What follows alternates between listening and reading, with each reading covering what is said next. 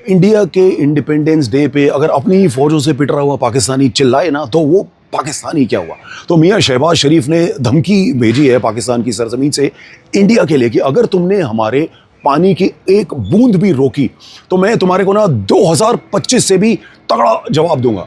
2025 यानी ऑप सिंदूर। ओए एयरफोर्स वालों, तुमने ठीक से कूटा नहीं है ऐसे मुल्ले को, अभी तक इसकी आवाजें निकल रही हैं। आईडब्ल्यूटी का पानी जो हमने रोका है उसकी वजह से पाकिस्तान ने बिलबिलाना तो शुरू कर दिया है, लेकिन पाकिस्तान इतना गुर्रा क्यों पा रहा है? वो इसलिए क्योंकि उसके पीछे है ताकत चीन की। बाकी दुनिया में क्या बवाल चल रहा है? पहला, रशिया और यूक्रेन की लड़ाई। यूक्रेन को पूरी यूरोपियन कंट्रीज, नेटो और अमेरिका ने मिलकर हथियारों के ऊपर ट्रेन करने वाले ट्रेनर्स, ट्रेनिंग प्रोग्राम्स, सब कुछ मुहैया करवाया रशिया जैसे एक पावर को दबा कर रखने के लिए। और उसमें वो बहुत हद तक सक्सेसफुल हुआ क्योंकि रशिया ने जवाब नहीं दिया बाकी नेटो पावर्स को, बाकी यूरोपियन पावर्स को अटैक करके।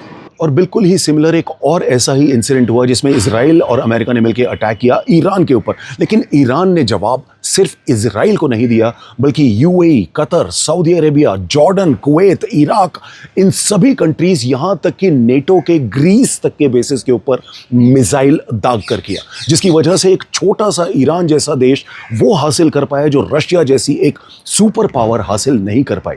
रशिया आज तक यूक्रेन से लड़ रहा है। अब इस सब के हमारे लिए क्या मायने हैं? चाइना कई बार ये बता चुका है कि भैया ऑप सिंदूर के दौरान पाकिस्तानी नहीं बल्कि मेरे टेक्नीशियंस पाकिस्तान के अंदर बैठ के इंडिया के ऊपर अटैक कर रहे थे। और साथ ही साथ ये थ्योरी भी कई बार सामने आ चुकी है कि चाइना अगर इंडिया को अटैक करेगा तो वो डायरेक्ट चाइना के बॉर्डर से नहीं बल्कि पाकिस्तान के अंदर बैठ के इंडिया के ऊपर अटैक करने की कोशिश करेगा। तो इंडिया के सामने एक बड़ा ऑब्वियस सा सवाल खड़ा होता है कि क्या मैं सिर्फ पाकिस्तान को जवाब दूं रशिया की तरह, या फिर ईरान की तरह मैं जवाब दूं चाइना को भी? अगर हम चाइना और पाकिस्तान को डायरेक्टली इकट्ठे टेक ऑन करते हैं तो हमारा बहुत ज्यादा नुकसान होगा, लेकिन अगर हम सिर्फ पाकिस्तान का ट्रीटमेंट करते हैं और चाइना को छोड़ देते हैं तो चाइना इसका ये अर्थ निकालेगा कि वो इस तरह के एडवेंचर्स ट्राई कर सकता है। और अगर ऐसा फैसला कभी हिंदुस्तान को लेना पड़ा तो उसके लिए आपको चाहिए एक स्ट्रॉन्ग नेता।